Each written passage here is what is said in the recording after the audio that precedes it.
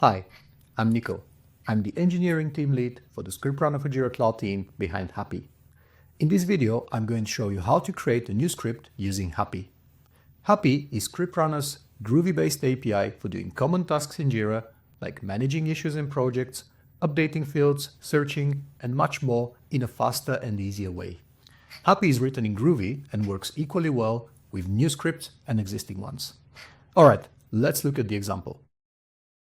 We're going to use HAPi to iterate over all the issues in this project and set some of the custom fields. The fields we're going to be looking at are these three fields. One of them is a numeric field. The other one is a multi-select. We're going to see how HAPi does that. And the third one is a cascading select. So in here we've got top level value and we have nested values underneath that. The script we write is going to have a condition on the issue summary. So if we find the word metrics, we want to assign the handling team to be one of the managed services teams. Let's look at the code. So we start by using HAPi's convenience class for working with issues. It's called issues. As I type, the code editor starts to suggest useful methods from the issues class. I know that I'm looking for the search method, so I can keep typing and the suggestions will narrow down.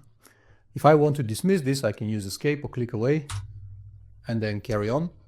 But if I want to get it back, I could use control space to restore it. And if at this point, if I press control space again for a second time, I will get an additional window with information that will show me the documentation that we've added, the Java doc that we've added for this method.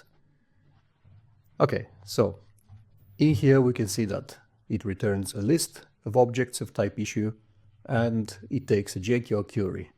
So let's write this. Okay, we're looking up the project by its key. And now we're working with a list and we can use Groovy's standard methods for iterating over a list. Okay, so we're passing a closure and we're going to refer to each one of the results by the variable issue. We're naming that.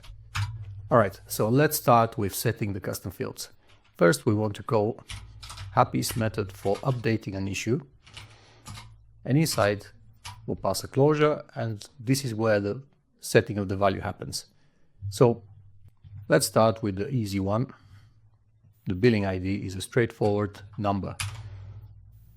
So we can use HAPi's method for setting custom field values. So we can see custom field value. And we've got a list of options. We can use the custom field ID or we can use the custom field name. In this example, I'm choosing to use the custom field name. And we can use this method that will take the custom field name and one or many numeric values. Custom field name is billing ID and the value we're going to assign it is this one. All right, now we move on to the next where we set the multi-select value for rollout regions. Of these, let's pick America and Asia. Let's see how this works in HAPi. Again, we're using the set custom field value. We've got multiple options, and the one that we're going to use here is the option that takes a custom field name and multiple string values. And I'll show you how this works. HAPi under the hood will figure out that it needs to assign this to a multi-select, so it will just take the values we pass after the first parameter and assign them as values to the multi-select. Okay, and we just refer to what we want to set by its values. So we set this one and that one. Right, so now comes the interesting part. How do we handle the cascading select? We start by taking the custom field name, and we're going to use HAPi's set custom field value method for passing a custom field name and multiple strings after that. This is similar to what we used for the multi-select. However, in the background, HAPi will work out that we're dealing with a cascading field and will operate slightly differently. And the difference here is that the first argument we pass after the field name is going to be the value for the top level of the cascading select. So we're going to say product development. And the second value we pass after that is going to be the value that we assign in the second level of the cascading select, and so on and so on. So we're going to pick the K2 team. Okay, so this is how HAPi will set the custom field of handling team, which is a cascading select, to the correct team.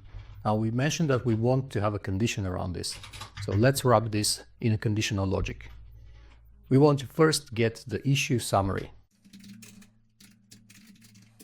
All right, so now that we have the summary, we want to say, does it contain the word metrics?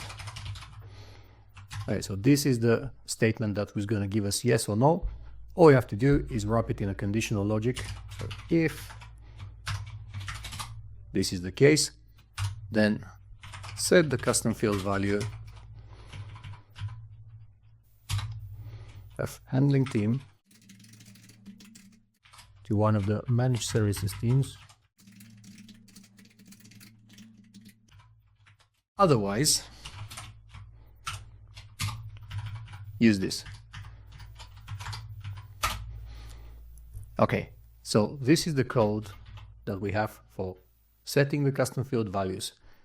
At this point, we are ready to run the code, or if you're wondering how one of these things works, you could just hover over some of the methods and you will still get the additional documentation window that we saw earlier while coding. So let's run it.